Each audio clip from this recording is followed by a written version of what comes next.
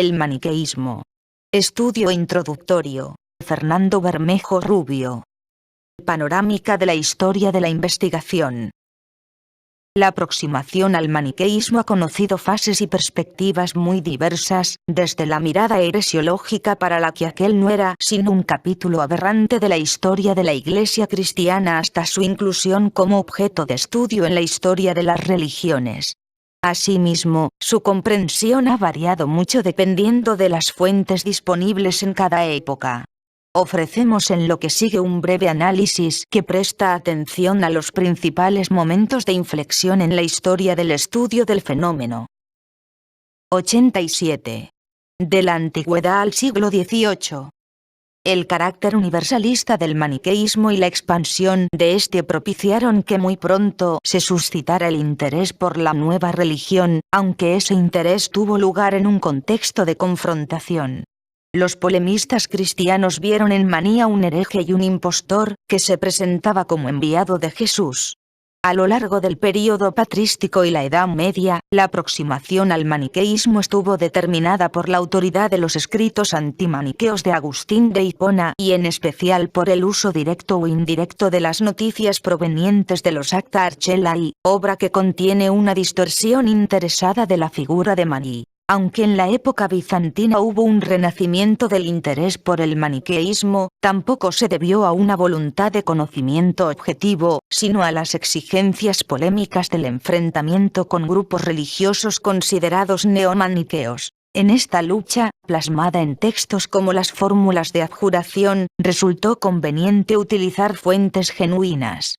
De hecho, el término maniqueo sirvió durante siglos como etiqueta derogatoria para desacreditar a priori a todas las corrientes dualistas surgidas en Occidente, fueran de cuño gnóstico o marcionita, o bien corrientes medievales tales como los paulicianos, los bogomilos o los cátaros. A partir de la época de la Reforma, y especialmente en la segunda mitad del siglo XVI, el maniqueísmo se convirtió progresivamente en foco de atención intelectual, aunque de nuevo por razones básicamente polémicas. Los católicos acusaron a los protestantes de ser manichae y redivivi, mientras que los protestantes estudiaron el maniqueísmo con el objeto de mostrar que tales acusaciones carecían de base. Así, el luterano Kyriacus Spangenberg publicó en 1578 el primer estudio sobre el maniqueísmo, cuyo título evidencia ya su enfoque derogatorio. A pesar del interés que ofrecen, los límites de estos trabajos pioneros radican, por una parte, en que los intereses polémicos y apologéticos determinaban el carácter distorsionado de la presentación. Por otra, en que la limitación de las fuentes utilizadas a obras heresiológicas, sobre todo de Epifanio y Agustín, ellas mismas caracterizadas ya por su sesgo, impedía la obtención de una suficiente objetividad. Si en el siglo XVI tiene lugar la conversión del maniqueísmo en objeto de estudio, es en la primera mitad del XVII cuando la investigación histórica se afianza y comienzan a publicarse fuentes, tanto por parte de católicos como de protestantes. La publicación de nuevas fuentes, además de los Acta Archelae y el Panarión de Epifanio de Salamina, ven la luz ediciones de las obras antimaniquias de Alejandro de Licópolis, Serapión de Pmuis, Tito de Bostra, las fórmulas de adjuración, etc. Supone un avance, aunque todavía limitado, pues las obras editadas siguen siendo fuentes antimaniqueas, casi todas ellas pertenecientes a la patrística. Sin embargo, desde mediados del siglo XVII en adelante comienzan a utilizarse también fuentes orientales, árabes, persas y siríacas. Aunque el uso de estos textos se efectúa a partir de manuscritos aún no publicados, la mayor parte no lo serán hasta el siglo XIX, cada vez se harán más visibles las divergencias entre la literatura conocida en Occidente y muchas de las nuevas informaciones disponibles. Este hecho constituirá una anomalía para el paradigma heresiológico de comprensión, pero durante un tiempo no logrará ocasionar su ruptura. De hecho, el maniqueísmo sigue siendo considerado a lo largo de este período como una herejía cristiana, tanto más cuanto que, desde su reaparición, los Acta Archelae constituirán la fuente principal de los autores. Estudios sobre el maniqueísmo escritos en esta época, como los de Lenain de Tillemont o Pierre Bayle, no logran sobrepasar aún el estrecho horizonte de la heresiología. 88. El siglo XVIII, el final del paradigma heresiológico. Aunque la controversia entre católicos y protestantes se prolongó hasta el siglo XVIII, es en la primera mitad de este siglo cuando se producen los primeros trabajos en que, sin abandonar las tendencias polémicas, la empatía con el objeto de estudio contrarresta las prevalecientes tendencias heresiológicas y abre nuevas perspectivas a la investigación.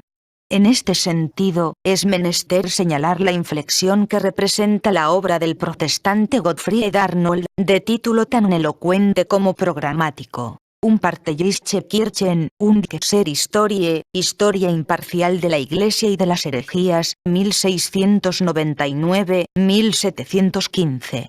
Reaccionando contra las tendencias imperantes, Arnold hace la apología del maniqueísmo hasta el punto de poner de manifiesto la crueldad de la represión antimaniquea por parte de la Iglesia. Además, despliega sospechas respecto a las fuentes occidentales, cristianas, mostrándose en cambio proclive a aceptar la historicidad de las fuentes orientales. El nuevo rumbo emprendido por Arnold prepara el camino a la obra que marcará otro hito aún más decisivo en la investigación, la Histoire critique de Manichée du Manichéisme, 1734-1739, del hugonote Isaac de Beausobre. Aunque tendió a ver en el maniqueísmo una suerte de imperfecto protestantismo avant la lettre y no logró abandonar los juicios de valor, el erudito francés, movido por el hecho de que autores católicos habían llegado a afirmar que las corrientes heréticas anteriores a la Reforma descendían del maniqueísmo, intentó efectuar una historia libre de prejuicios y del sofisma de la autoridad, logrando así dar algunos pasos de gigante. En primer lugar, un avance particularmente importante de esta obra fue el haber sometido a crítica la autenticidad de los Acta Archelae, en la que habían confiado todos los adversarios eclesiásticos del maniqueísmo, desde Epifanio hasta Focio. De Beausobre demostró que los Acta, hasta entonces la fuente principal de información sobre el maniqueísmo, son una fabricación en gran parte carente de valor histórico. De este modo, la imagen de Maní como un individuo vil y un farsante falto de originalidad deja paso a la de la personalidad fuerte, noble y cultivada que transmiten las fuentes orientales. Por otra parte, concedió con perspicacia considerable atención a la literatura apócrifa cristiana utilizada por los maniqueos, lo que implicaba la percepción del maniqueísmo como un fenómeno fuertemente influido por corrientes cristianas heterodoxas. Pero, además, la obra de Beausobre constituye el primer estudio de conjunto de las fuentes occidentales y orientales, poniendo de relieve la importancia, en la génesis del maniqueísmo, de doctrinas orientales y en particular del zoroastrismo, y dejando abierto el camino para considerar el maniqueísmo como un fenómeno de mayor alcance que el de ser un mero capítulo de historia intraeclesiástica. En todos estos sentidos, la obra de Beausobre puede ser considerada la directa precursora de los grandes estudios del siglo siguiente. Las reacciones a la obra de Beausobre no se hicieron esperar. Ya la crítica de la fiabilidad histórica de los Acta Archelae constituía un ataque a la línea de flotación de la comprensión tradicional. Algunas de esas reacciones constituyeron intentos desesperados por volver a una situación precrítica en la que no cabía dudar del testimonio de los autores eclesiásticos, mientras que otras, como la del historiador de la Iglesia J. L. Moseim o la del abate Foucher, contenían posiciones más mesuradas. Pero desde 1781 hasta 1825 no se producirán más contribuciones al debate. A pesar de las resistencias habidas, había llegado el fin del monopolio de los heresiólogos.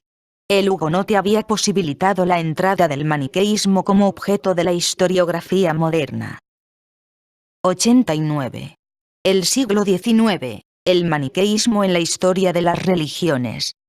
Las investigaciones del siglo XIX sustraen definitivamente al maniqueísmo de la perspectiva restringida de la heresiología para insertarlo en la historia de las religiones. si Mani deja de ser visto como un farsante para convertirse en una potente personalidad religiosa y un maestro espiritual, el maniqueísmo deja de ser ya considerado como una herejía cristiana para ser apreciado como una religión autónoma. En este sentido, tras la obra de Aniander, es capital, sobre todo, la del teólogo de Tübingen Ferdinand Christian Baur, Das manichaische Religionssystem nach den Quellen Untersuchtungen Neuwelt. Basado sobre todas las fuentes entonces disponibles críticamente examinadas, Baur fue consciente de que el maniqueísmo no era una herejía cristiana, sino una religión universal sui generis, y de que en ella confluían fuentes muy diferentes. Baur concedió gran importancia al dualismo compartido por zoroastrianos y maniqueos, pero también reconoció las grandes diferencias entre estas dos religiones y argumentó contra la entonces común opinión de que el maniqueísmo era simplemente una combinación de zoroastrismo y cristianismo. Por el contrario, consideró al budismo como una influencia formativa determinante sobre el maniqueísmo, y llamó la atención sobre los paralelos de este con el jainismo. Aunque para la crítica contemporánea el budismo juega a lo sumo un papel menor en la génesis del maniqueísmo, las intuiciones de Baur relativas a la relevancia del pensamiento religioso de la India supusieron una nueva orientación en la comprensión de este fenómeno, y algunas de ellas se verían más tarde confirmadas. Su obra, que en muchos aspectos puede todavía ser usada con provecho, tuvo un considerable influjo en la historiografía posterior, que no podrá dejar de apreciar la naturaleza idiosincrásica del maniqueísmo en la historia de las religiones. El fundamental cambio de enfoque obtenido por Baur fue indispensable para posibilitar una comprensión novedosa de la figura de Mani como cabal fundador de una religión y una intelección imparcial y adecuada del fenómeno maniqueo. En la ulterior renovación de los estudios en el siglo XIX desempeñó un papel determinante el descubrimiento y la publicación de fuentes. Además de la nueva edición de algunos textos patrísticos, cabe destacar, por una parte, la de obras provenientes de historiadores y polígrafos árabes de los siglos IX al XII como As-Sarastani, An-Nadim y Al-Biruni, las cuales, caracterizadas en general por su falta de animosidad y su fiabilidad, proporcionaron datos novedosos y permitieron apreciar con mayor acuidad el alcance del maniqueísmo como religión universal. Por otra parte, se publican también fuentes siríacas, como las obras de Fren, siglo IV, y las del escritor del siglo VIII Teodoro Bar Kondi. Estos escritos son relevantes no solo porque contienen algunas citas de obras de Mani, sino porque, al igual que estos autores, el propio Mani había escrito en siríaco. Todas estas fuentes permitieron que la investigación tuviera una fundamentación más amplia. Algunos de los mejores estudios aparecidos en la segunda mitad del siglo XIX se caracterizan por el uso concienzudo de las nuevas fuentes.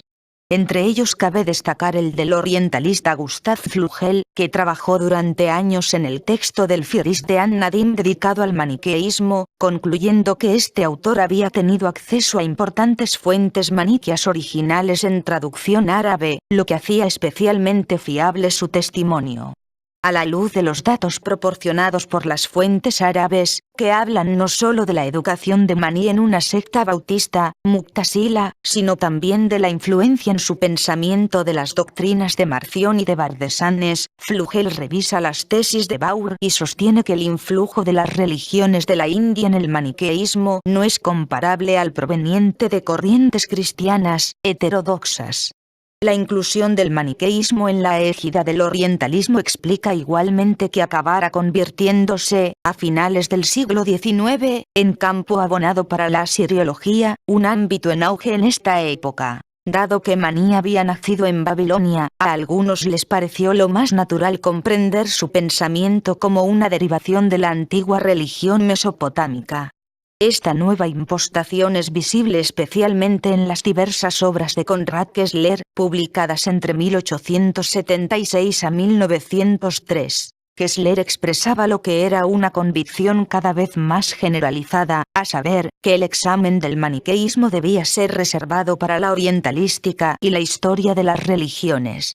Para Kessler, la doctrina de Maní es un grandioso sincretismo gnóstico en el que, junto a fundamentales ideas babilónicas, se incluyen elementos zoroastrianos, budistas y mitraicos, pero en el que los elementos cristianos serían poco más que un apéndice o una pátina superficial.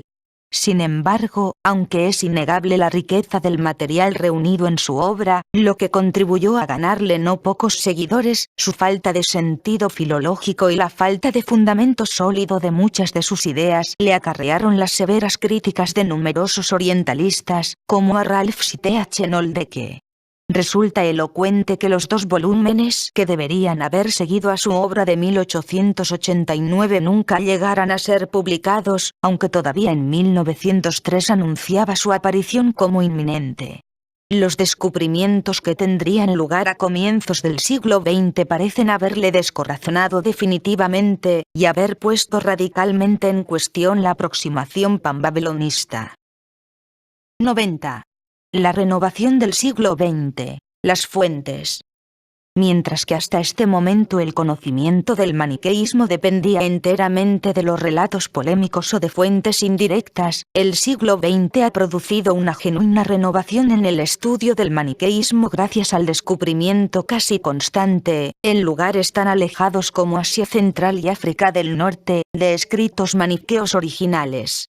La importancia y diversidad de las nuevas fuentes se deduce igualmente de los idiomas en que fueron escritas: latín, griego, dialectos coptos, chino, uigur, paleoturco, siríaco y varias lenguas iraníes. Los primeros descubrimientos tuvieron lugar en Asia Central.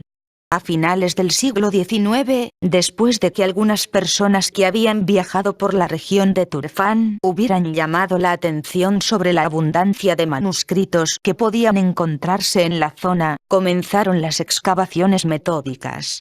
Entre 1893 y 1902 partieron de San Petersburgo varias misiones rusas. Entre 1902 y 1914 4 expediciones arqueológicas alemanas dirigidas por los orientalistas Agrun Wedel y Albert von Lecoq trabajaron en la zona de Turfán, en el Turquestán chino.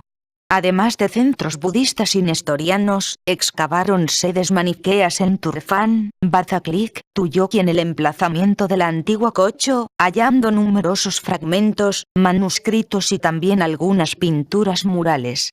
Los textos estaban redactados en lenguas iraníes, principalmente persa medio, parto y sogdiano, y el uigur. Aunque compuestos en época medieval, parecen contener copias de escrituras maniqueas muy antiguas. De hecho, la información proporcionada por An-Nadim sobre los escritos maniqueos permitió identificar ya entre 1903 y 1904 muchos fragmentos de una obra de Maní, el Saburagan. Además de obras de Maní, también había composiciones poéticas para uso litúrgico, sermones, parábolas y cartas. El éxito de las expediciones alemanas incitó a franceses e ingleses. Al este de Turfán, en Dunhuang, donde se halla el emplazamiento conocido como las Grutas de los 1000 Budas, en 1900 un monje taoísta había descubierto, en un nicho camuflado tras la pared de una de las grutas, una biblioteca ocultada en época medieval. En 1906, el explorador inglés M. Aurel Stein viajó a Dunhuang y adquirió varios miles de manuscritos, que llevó al British Museum. En 1908, el francés Paul Pelliot, comisionado por el gobierno francés para una misión científica en Asia Central, fue a visitar el nicho y obtuvo un importante fondo maniqueo en lengua china, compuesto de obras como el Compendio de la Enseñanza de Maní, el Buda de Luz, la obra conocida como Tratado Maniqueo Chino, o un rollo de himnos, que llevó a la Biblioteca Nacional de París. El resto de los manuscritos de la gruta fueron transportados a Pekín. En Dunhuang también se hallaron textos maniqueos en turco. Aunque solo se ha editado una parte de todos estos textos, los descubrimientos combinados de Turfán y Dunhuang han supuesto un poderoso revulsivo en el estudio del maniqueísmo. Sin embargo, los hallazgos prosiguieron, esta vez en África. En 1918 ya fue descubierto al sudoeste de Tebesa, Argelia, un fragmentario manuscrito latino, datable en el siglo IV. Lo más importante, empero, estaba por llegar. A partir de 1929, aparecieron en el mercado anticuario de El Cairo numerosas obras maniqueas escritas en lengua copta, procedentes al parecer de Medinet Mahdi, al sudoeste del oasis del Fayum.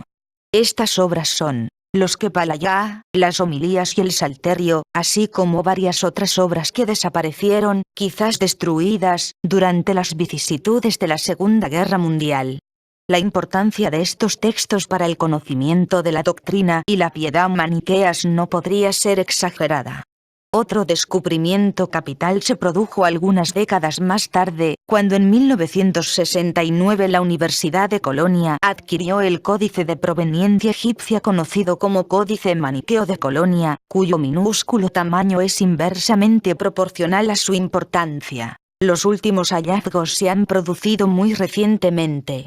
A partir de 1991, una misión arqueológica australiana iniciada en 1985 ha encontrado en Egipto, en el oasis de Dakhla, la antigua Kelis, correspondiente al actual Ismant el Karab, a unos 280 kilómetros al sudoeste de Asiut, muchos textos, en soporte papiráceo y en tablillas de madera, en copto, griego y siríaco, procedentes de una comunidad maniquea activa a lo largo de todo el siglo IV. Entre ellos hay cartas, textos documentales, fragmentos de un libro de los Salmos y algún glosario siríaco copto. Estas excavaciones en Kelis, que en la actualidad siguen en curso, son tanto más relevantes cuanto que por primera vez los textos han sido obtenidos en una excavación arqueológica sistemática que ha hallado los restos literarios en un entorno material preciso, edificios, monedas, tumbas, cerámica, documentos legales, lo que permite comprender mejor el contexto social, económico y cultural en que vivieron los autores de los textos. Kelis ha permitido asomarse a la vida real de individuos maniqueos del siglo IV. La importancia de las fuentes descubiertas a lo largo del siglo XX es extraordinaria por diversos motivos. Por su significación histórica, algunos versan sobre la vida de Mani y el desarrollo misionero de la religión, como ciertos fragmentos iranios o el Códice de Colonia, doctrinal, hallazgos de partes de obras de Mani como el Saburagan. Tratados de Medinet Mahdi desconocidos anteriormente, como los Kepalaya o las homilías, litúrgica y literaria, como los Salmos de Medinet Mahdi o Kelis, sociológica, documentos y epistolario privado de Kelis, e incluso lingüística, hallazgo de glosarios siríaco-coptos. Procedan de los siglos IV y V, casos de Kelis y Medinet Mahdi, o sean traducciones efectuadas en época medieval, siglos VI al XII, como en el caso de los textos orientales, estos escritos conservan a menudo tradiciones antiguas que se remontan a los primeros tiempos del maniqueísmo, y en algunos casos verosímilmente incluso al propio Mahdi. Si bien algunos de los textos encontrados en Egipto se perdieron o destruyeron, y la mayor parte de los manuscritos conservados son incompletos y fragmentarios, la gran cantidad de hallazgos ha enriquecido extraordinariamente el conocimiento del carácter y desarrollo de la religión maniquea y puesto de relieve el alcance de su expansión y área de influencia. 91. La renovación del siglo XX. Los estudios. La consideración del maniqueísmo como una religión universal de considerable complejidad, a la luz del notable incremento de fuentes originales, puede contribuir a explicar el hecho de que a lo largo del último siglo muchos especialistas en ámbitos muy diversos hayan dedicado sus esfuerzos a su comprensión, produciendo un efecto acumulativo que ha permitido obtener una imagen cada vez más precisa de esta religión. Un procedimiento favorito de los heresiólogos para neutralizar la peligrosidad de Mani como rival religioso había sido desacreditarle argumentando ad hominem. Sin embargo, las fuentes orientales contenían una visión muy diferente y positiva de su personalidad. Mucho antes de la aparición del Codex Manichaicus Coloniensis, se debe a W. Henning la publicación de muchos fragmentos iranios entre los cuales había varios de contenido autobiográfico, que permitieron lograr un conocimiento más preciso, por ejemplo, de las fechas de la vida de Mani, de las circunstancias de su muerte o de su propia autocomprensión como creador religioso. A diferencia de lo que podría haberse esperado, los fragmentos iranios del Saburagan mostraron que Maní tenía, y en una obra dirigida a un monarca zoroastriano, una concepción escatológica de cuño neotestamentario. Y en las fuentes orientales la figura de Jesús posee también una presencia conspicua. En las primeras décadas del siglo XX estos datos permitieron a varios estudiosos aquilatar la importancia del componente cristiano en el maniqueísmo. Prosper Alfarique escribió una obra en 2 volúmenes, Les Écritures Manicheenes, que exponía todas las fuentes disponibles y que durante mucho tiempo fue de consulta obligada para cualquier investigador. En ella considera a Maní una suerte de gnóstico que ha experimentado en especial las influencias de Bardesanes y de Marción. Una visión parecida se halla en la obra de F.C. Burkitt, que en su clásico de Religion of the Manichees hizo reiteradamente hincapié en la importancia del componente cristiano heterodoxo en la obra de Maní. La tesis de la posición central de la figura de Jesús en la religión de Maní fue, casi simultáneamente, mantenida en una obra conjunta del sinólogo Ewald Schmidt y del iranista W. Lentz. La importancia del componente cristiano en el pensamiento de Maní fue aceptada por H.H. Schroeder, el discípulo, y luego adversario, de Richard Reitzenstein. Sin embargo, Schroeder consideró la exposición del maniqueísmo efectuada por Alejandro de Licópolis como la forma original, Urform, del núcleo del sistema de Maní e intentó probar que este fue una suerte de especulación filosófica helenística que contenía una interpretación unitaria de la realidad y una gnosis, susceptible de ser expresada en una forma de pensamiento racional. Con el objeto de comunicarlo, el propio Maní lo habría revestido luego de materiales mitológicos iranios y cristianos. Aunque Schroeder parece haber exagerado la racionalidad de la doctrina maniquea, que fue ante todo un mensaje religioso, tiene el mérito de haber subrayado la autonomía de la posición de Maní, a quien no puede verse como un mero reformador de la religión iraní o de la cristiana. A la posición de Schroeder se opuso R. Reitzenstein, quien consideró el testimonio de Alejandro de Licópolis una noticia de segunda o tercera mano, basada en una fuente sesgada por el neoplatonismo de su autor, y por tanto apenas útil para la reconstitución del maniqueísmo original. Por su parte, Reitzenstein caracterizó el maniqueísmo como una forma iranía de la gnosis. Los filólogos, helenistas, coptistas, iranistas, y los representantes de la religión Geschichtsschule como Franz Cumont o Richard Reitzenstein no fueron los únicos en realizar contribuciones al estudio del maniqueísmo en la primera mitad del siglo XX. También exegetas bíblicos como Gunther Bornkamm y filósofos como Hans Konas escribieron obras en las que pusieron de relieve la importancia de la literatura apócrifa cristiana o la impronta gnóstica en la concepción maniquea.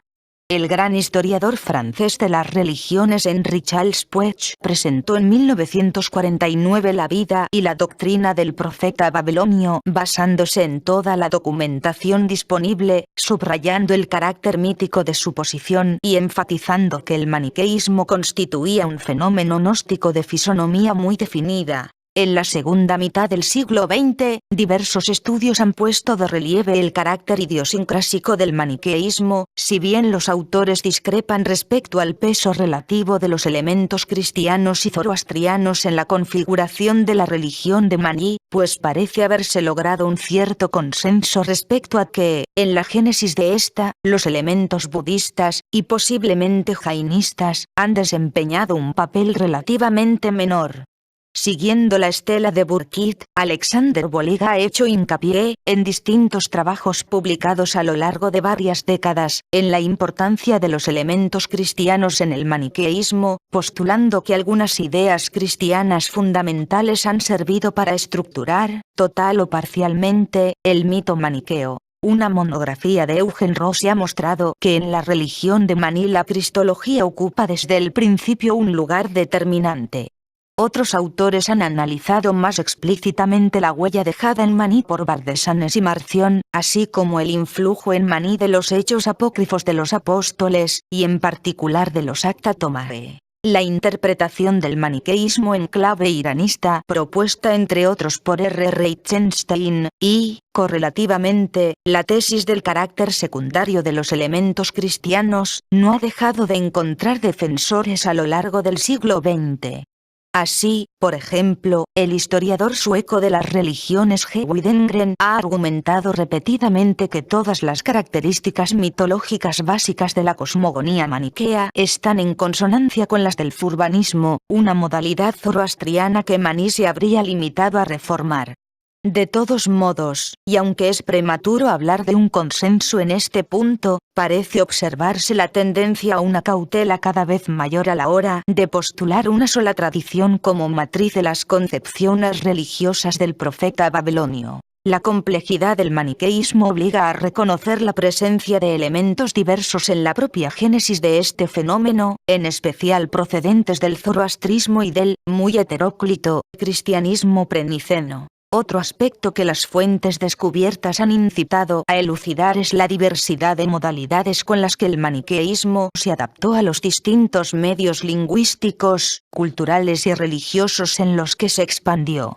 Las técnicas mediante las que los misioneros maniqueos transmitieron, tradujeron o transformaron su religión en su contacto con lenguas y culturas tan diversas como el Egipto greco-copto o la China confuciano-budista taoísta han sido, comprensiblemente, examinadas. A partir de la segunda mitad del siglo XX, gracias a la dedicación de competentes coptistas, iranistas, indólogos y sinólogos al estudio de la religión de Maní. Ello ha permitido comprender con mayor acuidad el grado de sincretismo de esta religión, tanto en su concepción originaria como en el curso de su desarrollo histórico. 92. Perspectivas actuales. El hecho de que en la segunda mitad del siglo XX hayan dedicado sus esfuerzos a la comprensión del maniqueísmo historiadores de las religiones de la talla de Henry Charles Puech, Geo Widengren, Hugo Bianchi, Gilles Quispel o Kurt de Rudolph, helenistas como Reinhold Merkelbach y eruditos iranistas como Mert y Boyce o Werner Sundermann contribuye a explicar hasta qué punto han llegado a consolidarse en la actualidad los estudios maniqueos, que en los últimos años han recibido todavía un nuevo acicate con los descubrimientos de Kellis, tanto más intenso, cuanto que no cabe descartar que las arenas de los desiertos deparen todavía en el siglo XXI algunas venturosas sorpresas.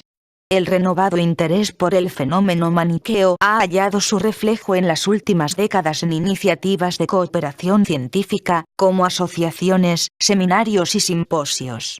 Ya en 1984 se había celebrado en Italia un simposio internacional dedicado específicamente al Codex Manichaicus Coloniensis, pero es a partir de 1987, Lund, Suecia, cuando se han empezado a celebrar congresos internacionales sobre maniqueísmo, que desde el Congreso de Bonn de 1989 tienen lugar cada 4 años.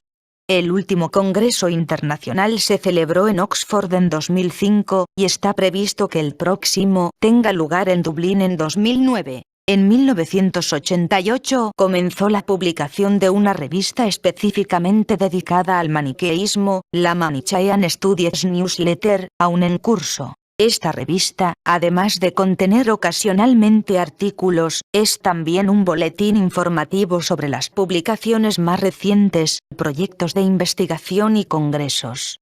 En 1989 se fundó la International Association of Manichaean Studies, IAMS, que tuvo como su primer presidente a Kurt de Rudolph. La asociación cuenta actualmente con unos 200 miembros, entre personas e instituciones académicas, de todo el mundo.